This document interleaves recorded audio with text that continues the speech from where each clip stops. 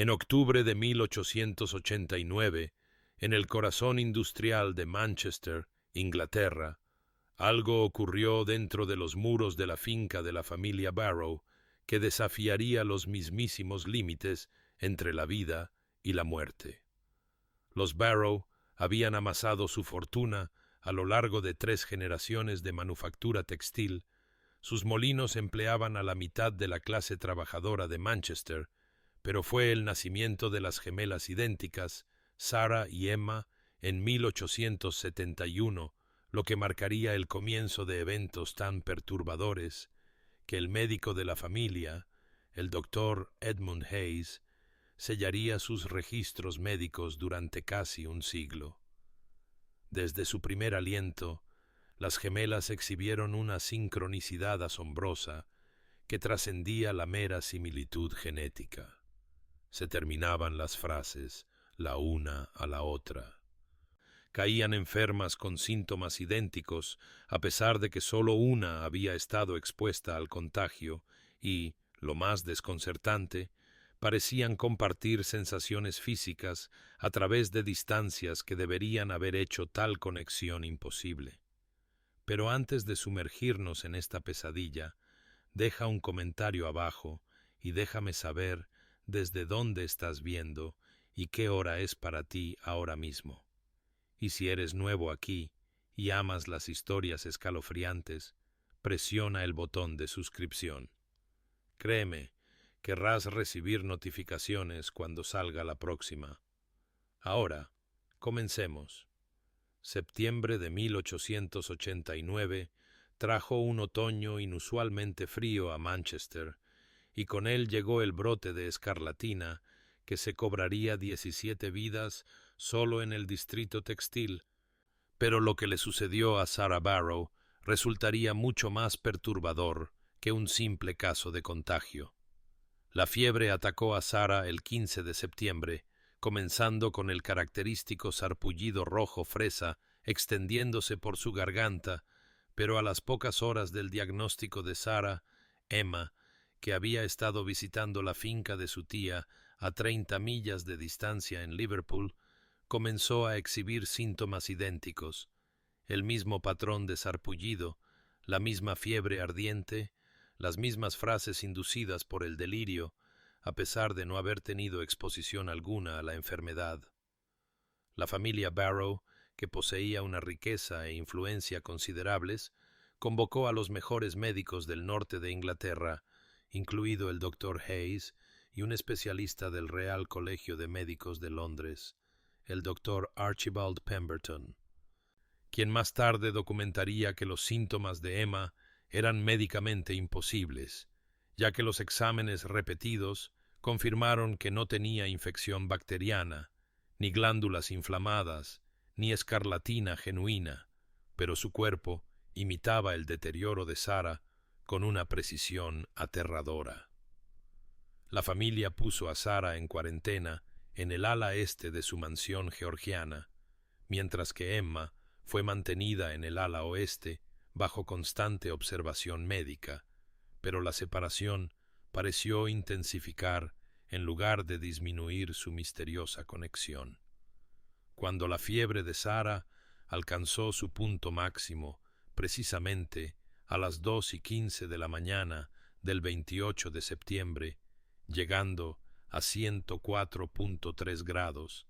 la temperatura de Emma subió exactamente a la misma lectura en el mismo instante. A pesar de estar monitoreada en una habitación mantenida a unos constantes 62 grados Fahrenheit. Las notas médicas del Dr. Hayes, descubiertas en 1987, describen su creciente inquietud mientras documentaba fenómenos que desafiaban cada principio de la ciencia médica que había pasado décadas estudiando. Cuando la respiración de Sarah se volvió dificultosa el 1 de octubre, Emma comenzó a jadear en perfecta sincronización. Cuando los latidos del corazón de Sarah se volvieron erráticos, el pulso de Emma lo igualó latido por latido.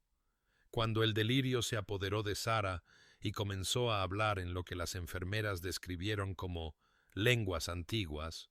Emma, todavía físicamente más sana, comenzó a recitar las mismas frases incomprensibles, palabra por palabra. La noche del 2 de octubre trajo una breve esperanza cuando la fiebre de Sara cedió, su piel se enfrió, su respiración se estabilizó y simultáneamente Emma se incorporó en su cama, completamente lúcida por primera vez en días, anunciando a su enfermera: «Me está dejando atrás». Pero este respiro duró apenas unas horas antes de que la condición de Sara se deteriorara catastróficamente, su cuerpo convulsionando mientras las toxinas abrumaban su sistema. Y exactamente a las 3:47 de la mañana del 3 de octubre de 1889, el corazón de Sarah Barrow dejó de latir. En ese preciso instante, 37 testigos en las dos alas de la mansión vieron cómo Emma, que había estado sentada erguida momentos antes, se desplomaba hacia atrás en su cama. Su cuerpo se ponía rígido, sus ojos se ponían en blanco y, lo más perturbador de todo, su respiración cesó durante exactamente 4 minutos y 13 segundos, la misma duración que el doctor Hayes había luchado sin éxito para reanimar a Sara, antes de que Emma de repente volviera a la conciencia con un jadeo, con lágrimas corriendo por su rostro mientras susurraba palabras que atormentarían a todos los presentes. «No se ha ido, ahora está dentro de mí». La mañana del 4 de octubre de 1889 comenzó con lo que el personal de la casa describiría más tarde como una quietud antinatural que se apoderó de la finca de los Barrow, rota solo cuando Emma salió de su habitación precisamente a las 7:23 de la mañana, la hora exacta en que el cuerpo de Sara estaba siendo preparado para el entierro en la capilla privada de la finca. Un detalle del que Emma no debería haber tenido conocimiento, ya que la familia le había ocultado deliberadamente todos los preparativos del funeral en su frágil estado.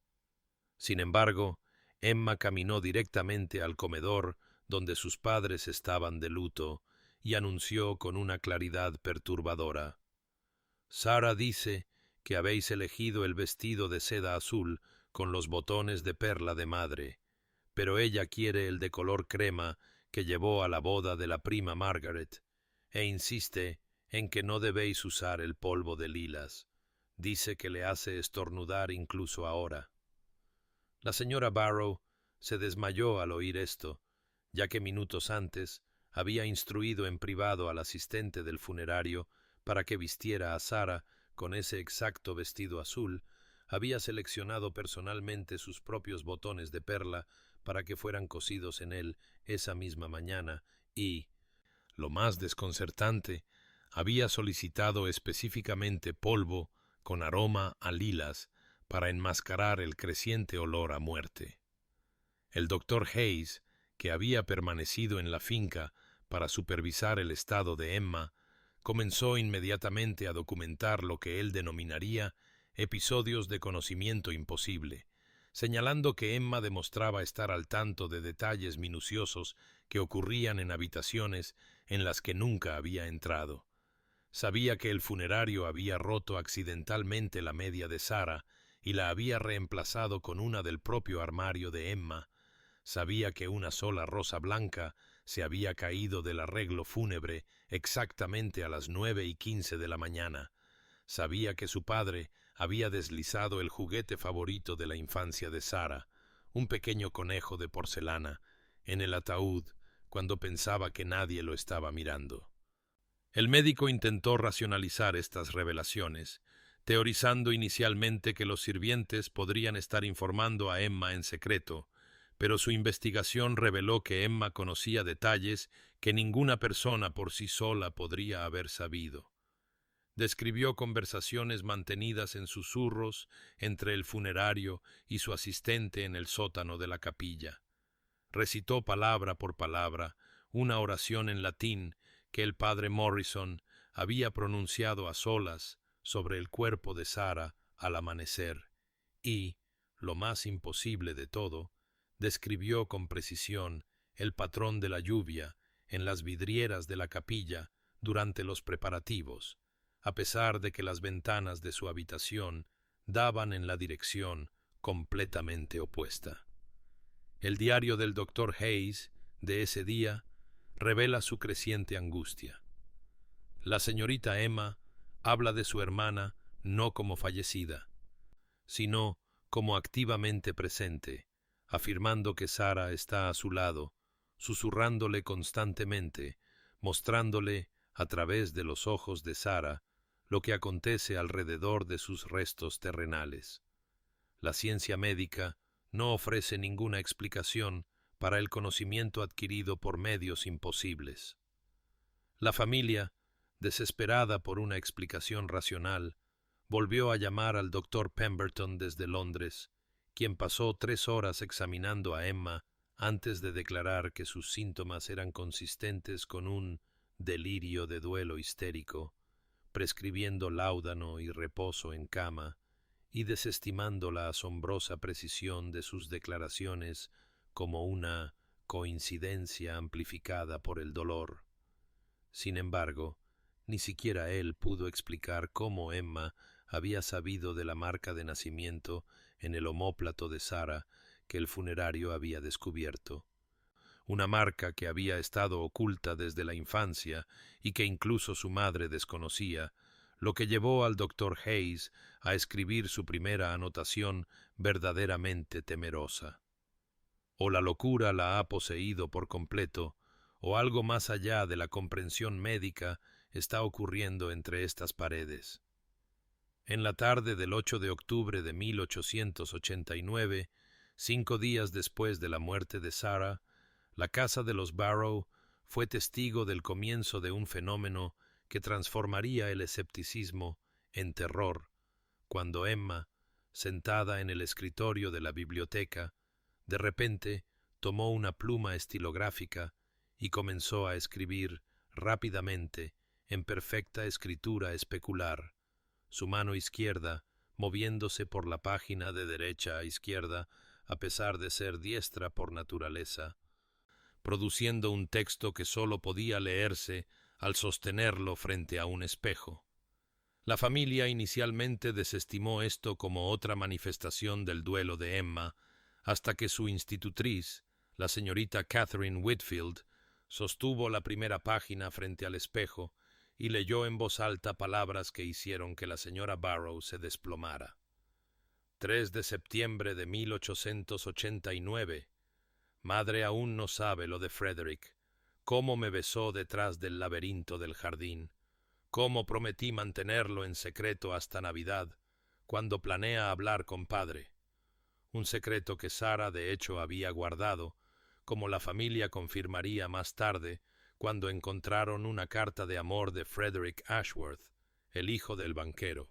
escondida en la caja de música de Sara, fechada exactamente el 3 de septiembre.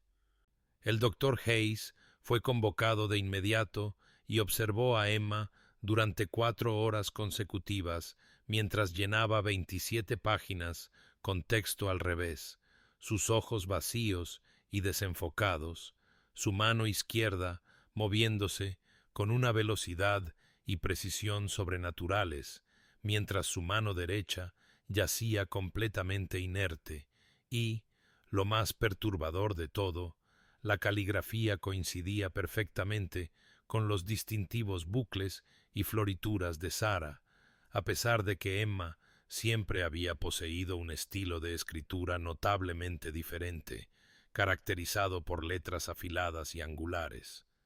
El médico intentó interrumpir la escritura varias veces, pero la mano de Emma continuó moviéndose incluso cuando intentó sujetarla,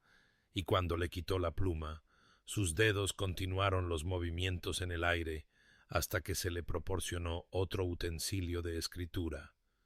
lo que le llevó a documentar: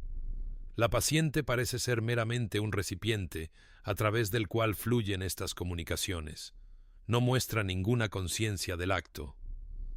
El verdadero horror surgió cuando la familia, por sugerencia del doctor Hayes, recuperó el diario privado de Sarah de su escondite bajo una tabla suelta del suelo de su habitación, un lugar que Emma juró no haber conocido nunca, y comparó los escritos especulares con las entradas reales de Sarah, descubriendo que Emma estaba reproduciendo, palabra por palabra, pasajes del diario que Sarah había escrito en las semanas previas a su enfermedad, incluyendo entradas sobre pensamientos privados que nunca había compartido con nadie. Su miedo a una pesadilla recurrente sobre ahogarse en agua negra,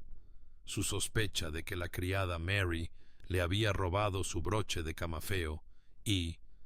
lo más escalofriante, una entrada del 14 de septiembre, un día antes de que la fiebre la atacara, donde Sarah había escrito: «Siento que la muerte se acerca como una mano fría en mi hombro, pero no tengo miedo. Emma y yo somos dos mitades de una sola alma, y ni siquiera la muerte puede separar verdaderamente lo que Dios ha unido en el vientre». La escritura especular continuó durante 6 días más, produciendo más de 200 páginas que no sólo relataban el pasado documentado de Sarah, sino que comenzaron a incluir entradas fechadas después de su muerte, describiendo su propio funeral desde la perspectiva de alguien que observaba desde arriba, nombrando a dolientes que Emma no podría haber sabido que asistieron, describiendo la lluvia que comenzó exactamente cuando bajaban el ataúd, y terminando con un mensaje que hizo que el doctor Hayes considerara sacar a Emma de la casa familiar. «Estoy aprendiendo a usar sus manos, pronto usaré su voz, y entonces, querida familia, entenderéis que la muerte es simplemente una puerta que mantengo abierta».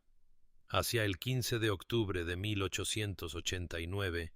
la búsqueda desesperada de respuestas de la familia Barrow los llevó a contactar al profesor Marcus Whitmore de la Sociedad para la Investigación Psíquica de Londres, un hombre cuyas investigaciones sobre fenómenos espiritistas le habían valido tanto la aclamación de los creyentes como el escrutinio del estamento científico, y que llegó a la finca de Manchester con un arsenal de equipos diseñados para documentar y verificar sucesos sobrenaturales en condiciones controladas.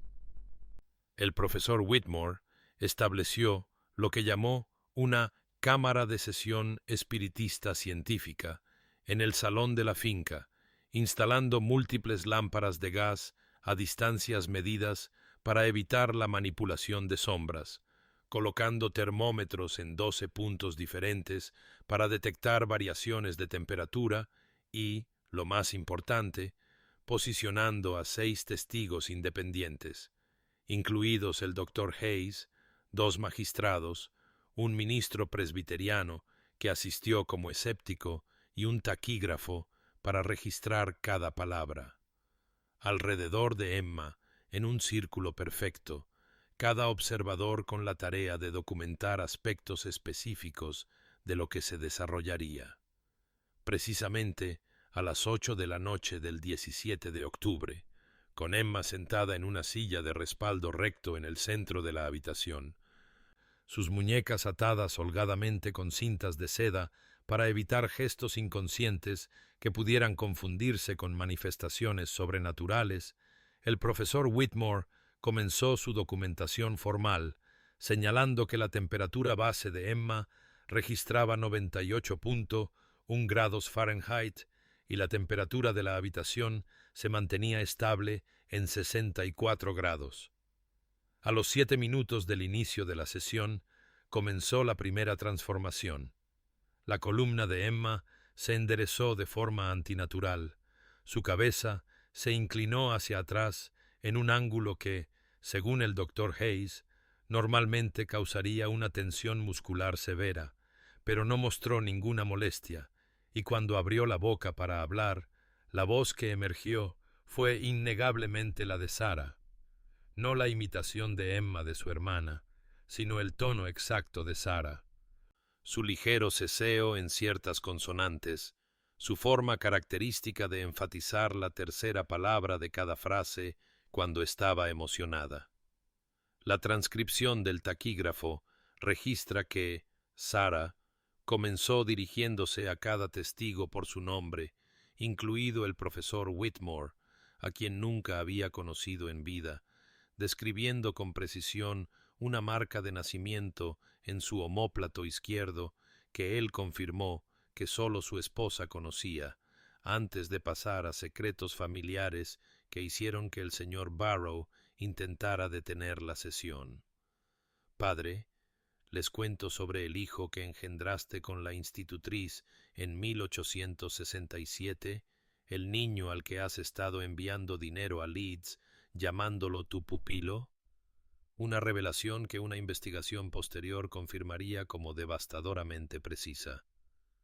Las manifestaciones físicas se intensificaron a medida que continuaba la sesión, con termómetros que mostraban que la temperatura alrededor de Emma bajaba a 41 grados Fahrenheit, mientras el resto de la habitación permanecía sin cambios. Su aliento se volvía visible en el frío, a pesar de que la noche de octubre era relativamente suave, y, lo más perturbador de todo, los testigos observaron lo que parecían ser dos sombras distintas proyectadas por el cuerpo de Emma bajo la luz constante del gas, una que coincidía con su posición sentada, otra de pie junto a su silla. La documentación del profesor Whitmore incluye testimonios jurados de los 6 testigos que describen cómo los rasgos de Emma parecían cambiar y desdibujarse, pareciendo en ocasiones el rostro de Sarah superpuesto al suyo, un fenómeno que el ministro presbiteriano, el reverendo Douglas Campbell, describió como impío e innegable, lo que le llevó a abandonar su escepticismo y huir de la habitación mientras recitaba el Padre Nuestro, aunque no antes de presenciar a Emma hablar en perfecto latín, un idioma que ninguna de las gemelas había estudiado nunca, recitando lo que más tarde se identificó como un rito funerario del siglo XIII, su voz bajando 3 octavas por debajo de su rango natural, produciendo tonos que el informe posterior del profesor Whitmore declaró fisiológicamente imposibles de lograr para las cuerdas vocales de cualquier mujer. El 3 de noviembre de 1889, la Sociedad Médica de Manchester convocó una extraordinaria investigación formal sobre lo que denominaron el caso Barrow, reuniendo a 14 de los médicos más distinguidos del norte de Inglaterra, incluidos 3 miembros del Real Colegio de Cirujanos, para llevar a cabo el examen científico más riguroso de presuntos fenómenos sobrenaturales jamás intentado en la historia médica británica. El comité de investigación, dirigido por Sir William Grayson, jefe de medicina del Manchester Royal Infirmary, estableció una sala de observación clínica dentro de la finca de los Barrow, transformando el salón de la mañana en lo que parecía un quirófano, completo con correas de cuero, paneles de observación de cristal y el más novedoso equipo de monitorización eléctrica importado de Viena, diseñado para medir variaciones mínimas en la respuesta galvánica de la piel. A lo largo de 7 días, Emma fue sometida a exámenes exhaustivos que habrían quebrado a una persona con salud normal, pero soportó procedimientos que incluían inmersión en agua helada para probar las respuestas térmicas, estimulación eléctrica de las terminaciones nerviosas para verificar la conciencia y la administración de pentotal sódico, un suero de la verdad experimental, todo mientras mantenía sus afirmaciones de que Sarah estaba siempre presente, observando a través de mis ojos, furiosa por vuestra incredulidad. Los fenómenos documentados durante estas observaciones médicas desafiaron todos los principios que los médicos consideraban sagrados. Cuando el doctor Harrison intentó extraer sangre del brazo izquierdo de Emma a las 2:15 de la tarde del 5 de noviembre, la aguja penetró normalmente, pero la sangre que emergió estaba varios grados más fría de lo que debería estar la sangre humana sin dejar de ser líquida, registrando 61 grados Fahrenheit en comparación con la temperatura corporal de Emma de 97 grados. Y, lo más imposible, al ser analizada, mostró dos tipos de sangre distintos mezclados, uno que coincidía con el tipo conocido de Emma, el otro, presumiblemente el de Sarah, aunque no existía ninguna muestra de sangre de la gemela fallecida para comparar. Las notas personales de Sir William, guardadas por separado del registro oficial, describen su creciente horror a medida que Emma demostraba conocimientos médicos que no podía poseer, diagnosticando correctamente el soplo cardíaco oculto de un médico presente al colocar su mano en su pecho y describir la ubicación y naturaleza exactas del defecto valvular, confirmado más tarde por examen con estetoscopio, y luego prediciendo con precisión que la esposa del doctor Morrison, que parecía sana, sufriría un aborto espontáneo en una semana, una tragedia que ocurrió exactamente 5 días después. Las anomalías de temperatura se volvieron cada vez más violentas, con termómetros de mercurio que literalmente se rompían por los rápidos cambios de temperatura al ser colocados cerca de Emma, cayendo de lecturas normales a bajo cero en segundos, mientras que la propia Emma mantenía signos vitales estables, a pesar de que la escarcha se formaba en su piel durante lo que ella llamaba los momentos de ira de Sarah.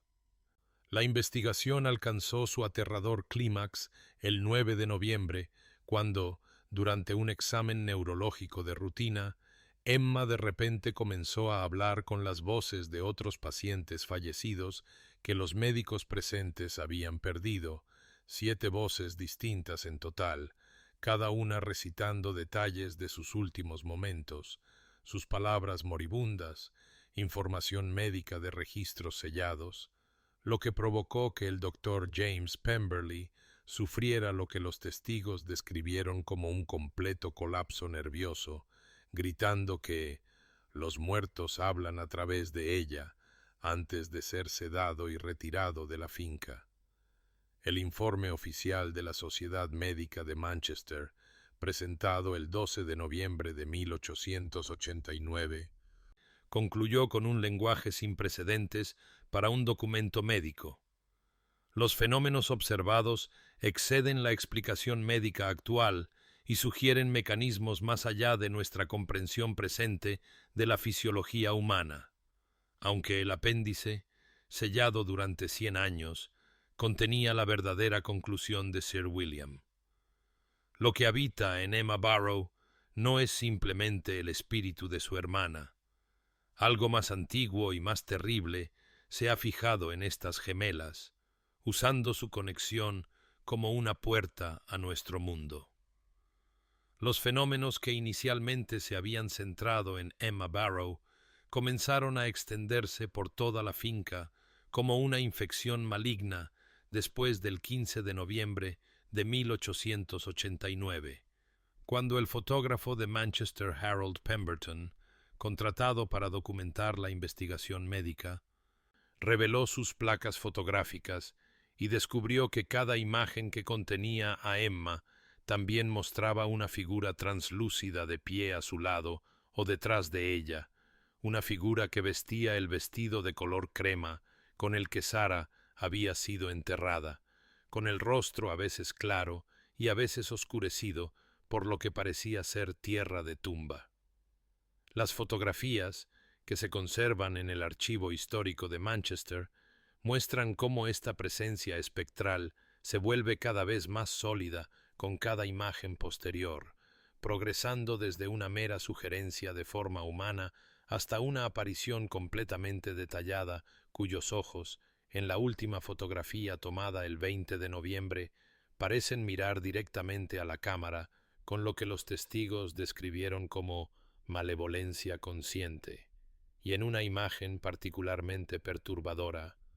la mano fantasmal de Sarah parece estar agarrando la garganta de Emma, mientras la propia Emma sonreía serenamente, inconsciente de la estrangulación sobrenatural capturada en la película. Las manifestaciones físicas se intensificaron más allá de la evidencia fotográfica cuando, el 22 de noviembre, durante una cena a la que asistieron 12 testigos, incluido el alcalde de Manchester, todos los cubiertos de la mesa se elevaron repentinamente 1 metro en el aire, flotando durante exactamente 13 segundos. La diferencia de edad, en minutos, entre el nacimiento de las gemelas, antes de caer estrepitosamente, formando las letras SARAHVIVE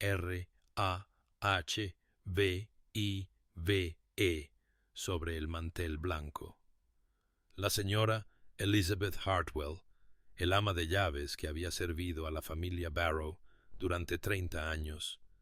documentó en su diario privado cómo llegaba cada mañana para encontrar los muebles de la habitación de Emma reorganizados para coincidir exactamente con la disposición de la habitación de Sarah antes de su muerte, incluyendo detalles como los libros ordenados alfabéticamente por autor en lugar de por título, una preferencia única de Sarah, y lo más desconcertante, pétalos de rosa frescos esparcidos sobre la almohada, a pesar de que la helada de noviembre había matado todas las rosas del jardín semanas antes. Los mensajes comenzaron a aparecer el 25 de noviembre, manifestándose en cualquier superficie que acumulara condensación, ventanas, espejos, incluso la superficie de la sopa caliente, siempre con la caligrafía distintiva de Sarah, comenzando con comunicaciones benignas como «Te extraño» y «Recuerda nuestro cumpleaños», pero volviéndose progresivamente más perturbadores. «La oscuridad aquí tiene dientes, otros quieren pasar y, lo más aterrador, Emma se debilita, yo me fortalezco». El personal de la casa comenzó a experimentar fenómenos independientemente de la presencia de Emma, con el mozo de cuadra Thomas Wright informando que escuchó la voz de Sarah cantando su himno favorito en la capilla vacía a medianoche. La doncella del piso de arriba, Margaret Collins, encontrando su cabello trenzado en el intrincado patrón que sólo Sarah sabía hacer mientras dormía, y de manera más dramática, el mayordomo, el señor James Morrison,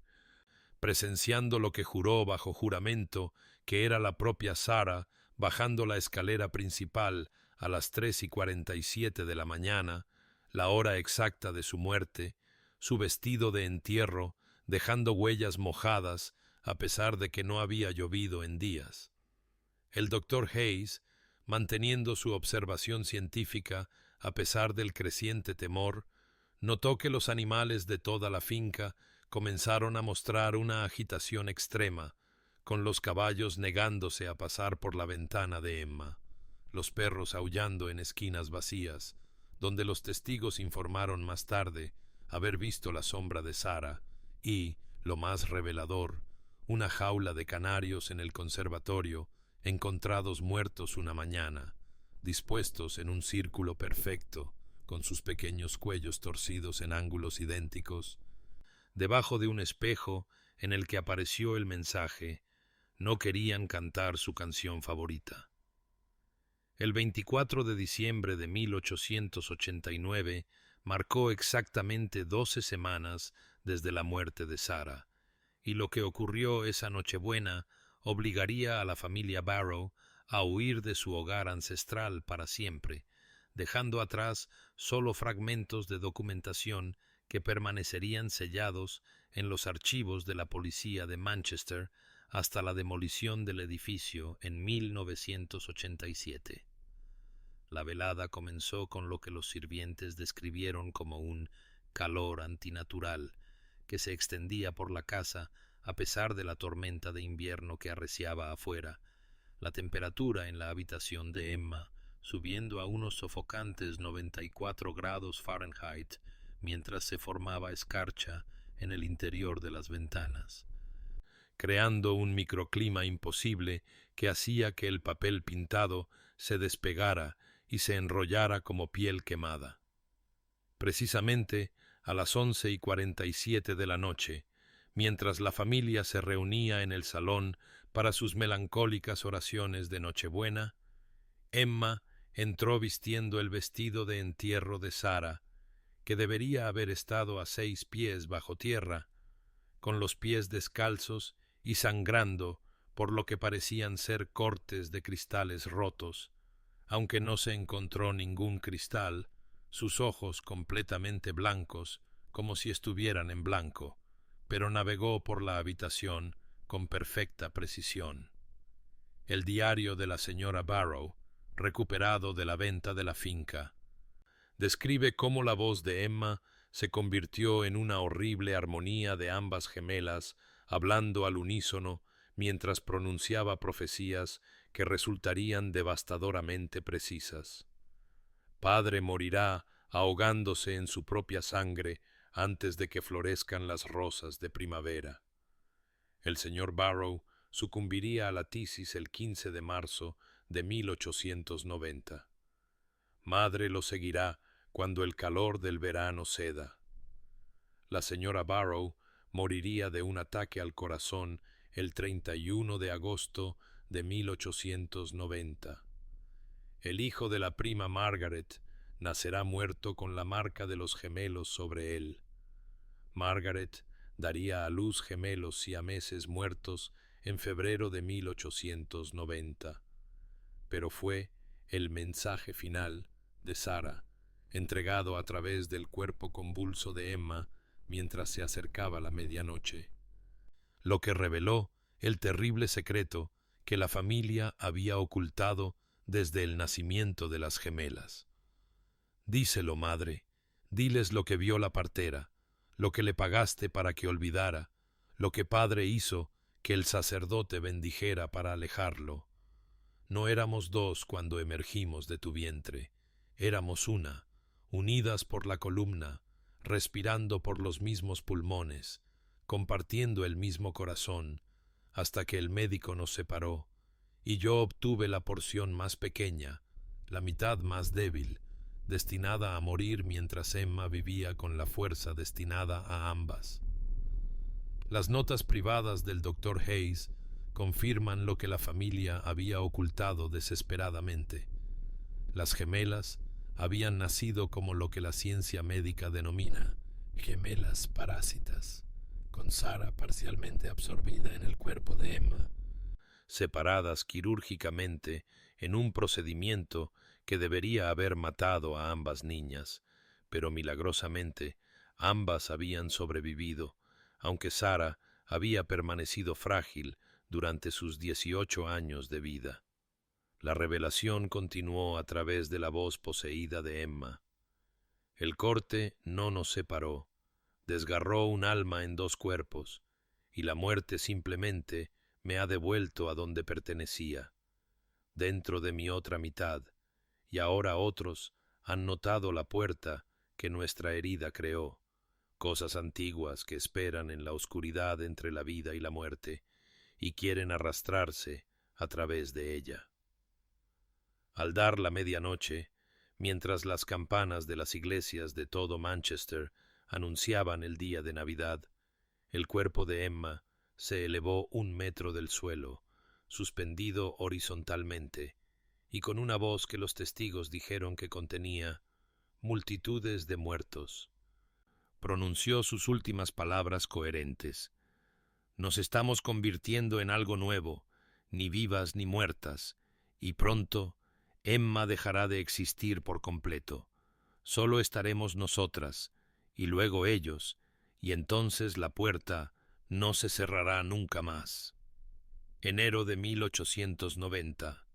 trajo una calma engañosa a la finca de los Barrow,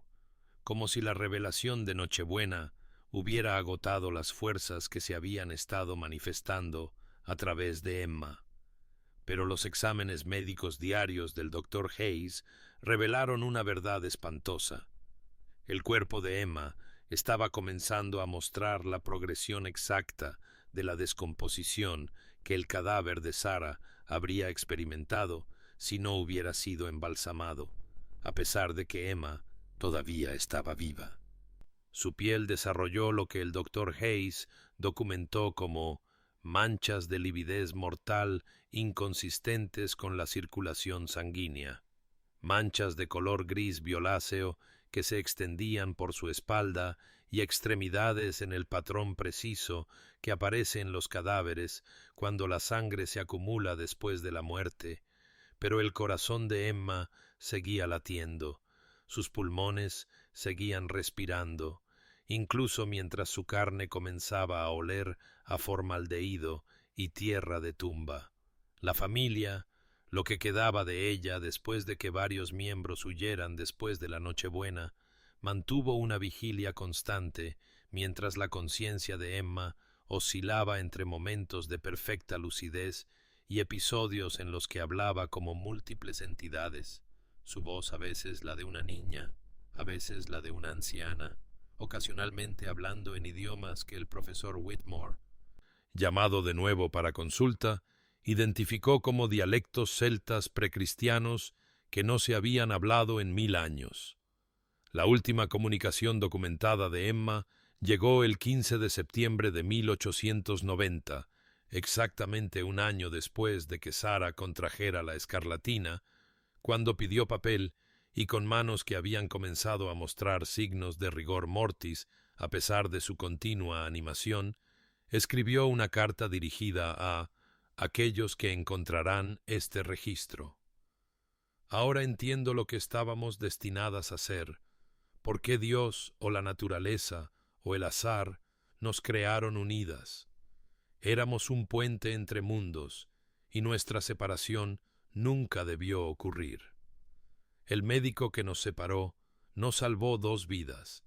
creó una herida en la propia realidad por la que la muerte se ha estado filtrando desde entonces.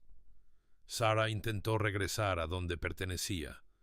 dentro de mí, pero algo más vino con ella, muchas cosas, atraídas por la imposibilidad de nuestra existencia como polillas a la llama.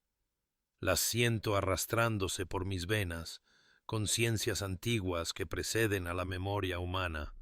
usando nuestra conexión cercenada como una puerta de entrada. Mi cuerpo no está fallando por enfermedad, sino por contener demasiadas almas, demasiadas muertes, demasiadas posibilidades de existencia que no deberían ser. Para el 1 de octubre de 1890,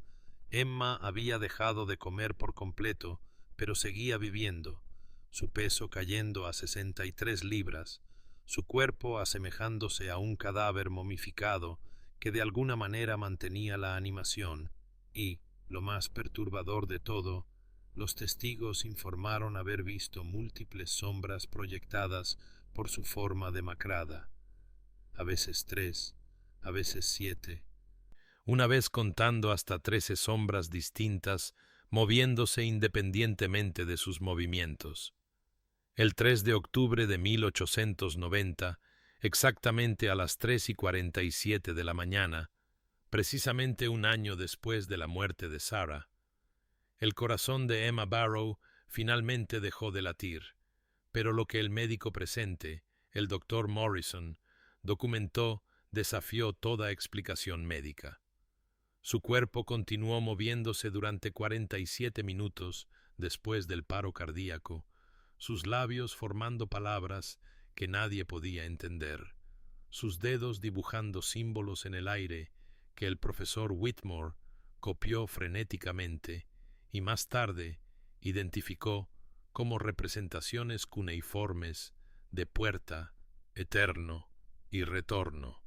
antes de que finalmente quedara inmóvil, aunque los testigos juraron que aún podían oírla respirar durante horas después. El sonido no proveniente de su cadáver, sino de las propias paredes de la habitación. En 1987, cuando la sede de la policía de Manchester fue demolida,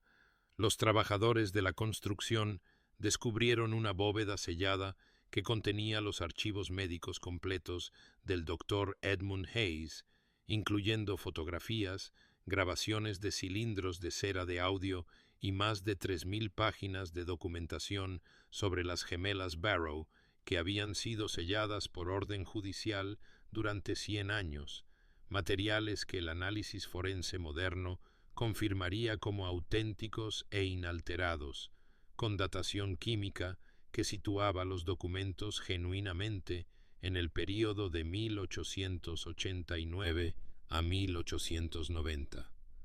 La doctora Margaret Sheffield, del Departamento de Parapsicología de la Universidad de Manchester, sometió las placas fotográficas a un análisis espectrográfico, descubriendo que las apariciones de Sarah contenían firmas electromagnéticas imposibles de falsificar con la tecnología de 1889, patrones que sugerían un desplazamiento real de partículas de luz por una presencia física,